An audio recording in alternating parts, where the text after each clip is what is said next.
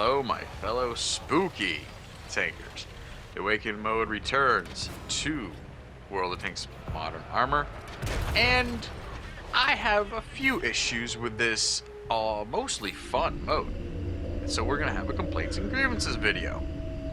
Starting off with how this screws over Cold War players.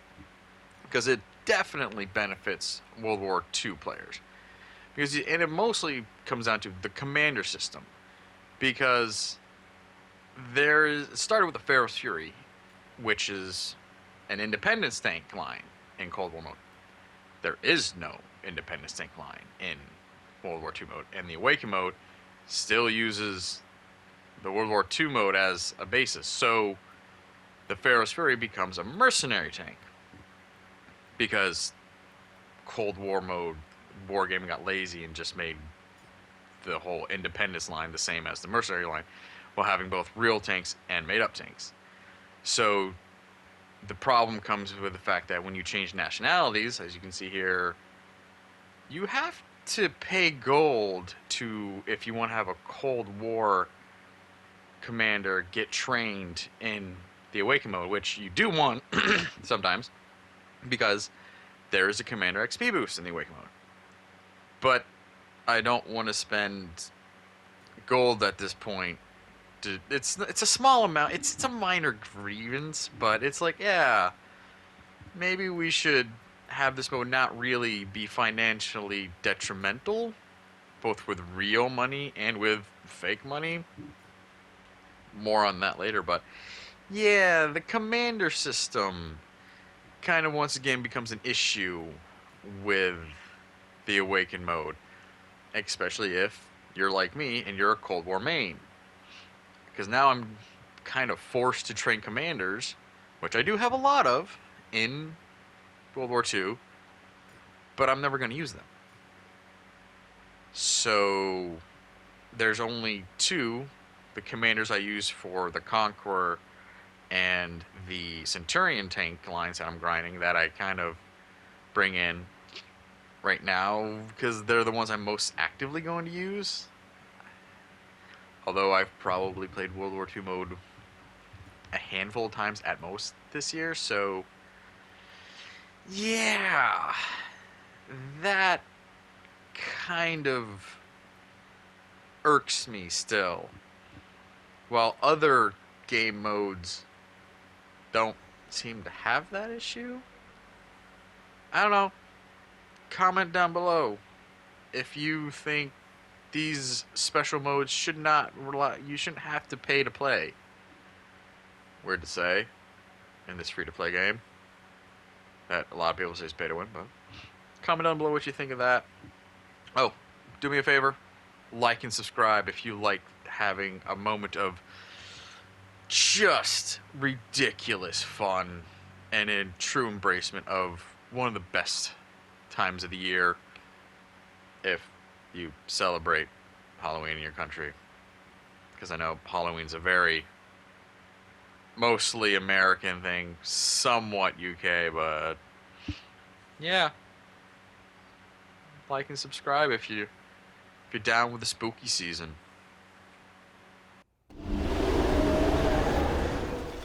With liking and subscribing out of the way, now on to... Oh, this is not always an issue. In this game, in this match, I should say, this was a bit of a one-off where the light tanks matchmaker, just more people want to play light tanks, and light tanks, really, the three light tanks, off the top of my head, the Hun, the Lycan, and the Dragon, are the only light tanks in the Awaken mode, and they probably will be the only light tanks in the Awaken mode, because they can be, dare I say, overpowered to highly favorable in this mode, especially at the very beginning.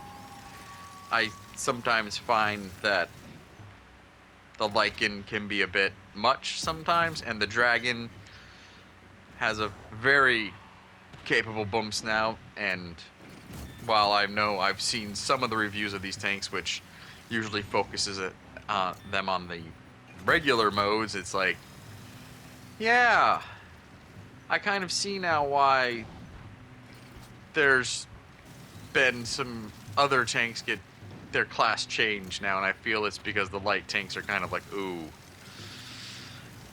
they kind of showed, they kind of risk breaking the game, so we have to make sure other tanks get adjusted, like, you know, the Creature.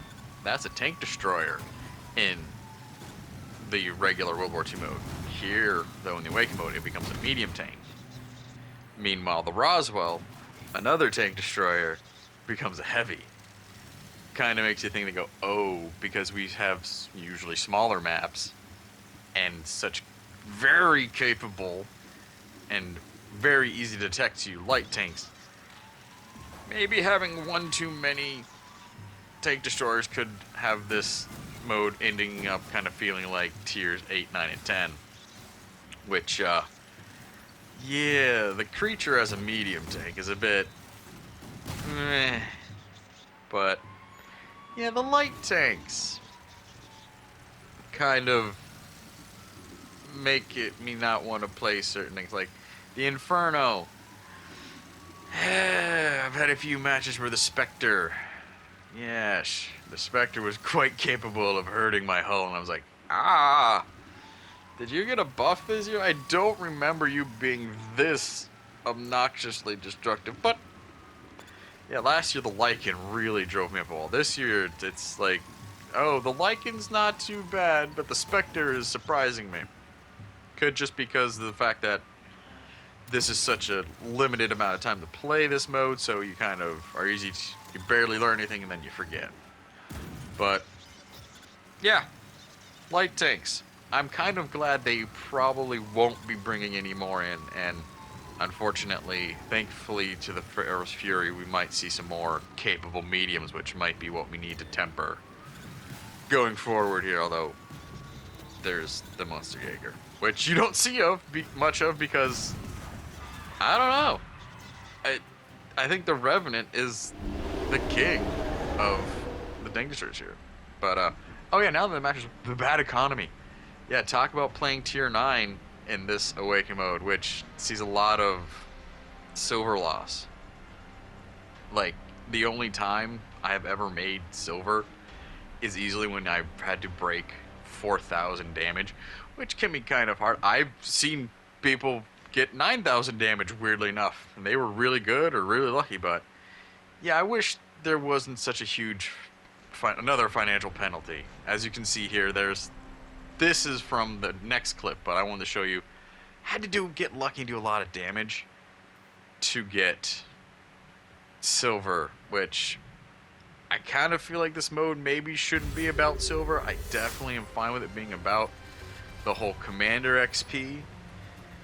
But, yeah, it's always been, when this mode started to come around, or once I learned about the penalties to playing this mode, it's like, oh, okay, so we're getting close to October, and if I want to play this mode, I either save up silver and completely ignore any of the tank grinds I'm doing, like, right at the time, and like, here we go, we have currently the Leclerc on track, happening right now in Course. I'm alternating days. One day I'm working with the AMX mediums, the next day I'm playing the Awaken mode. And that way I make some silver just to lose a lot of silver. But it's not like you lose a lot of silver per se. And I don't know if you are someone who commit to playing hours upon hours of the Awaken mode.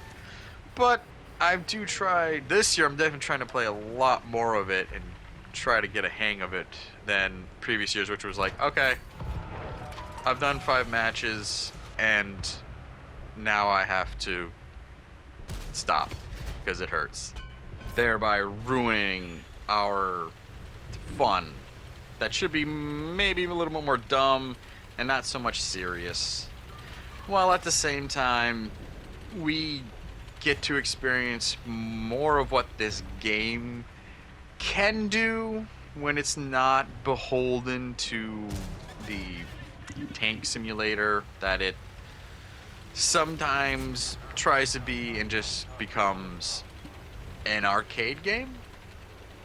That is kind of what I would like more of. And comment down below. Do you think Awaken mode should be just straight up a cash cow XP boost, or should it just be, you know, I don't make silver, but I do help my commanders get better in a mode that isn't so mentally frustrating as tier 9s and 10 can be. Thankfully, there's no Tyrans here, but then again, if you're a purist, you probably haven't even clicked on this video and aren't even listening to my voice. But I do realize some players are like, these modes are stupid. We should focus on the game and only the game as a arcade tank simulator or simulator more. I personally don't care for your opinion because I think this should be, it's a video game. Let it be that. Because if it tries to be a simulator, I don't know. I don't think I'd be here if it was that hardcore. So, with that said, I hope you keep your tracks on the ground. Well, avoid the Roswell in that case. I hope the RNG's in your favor, and stay spooky.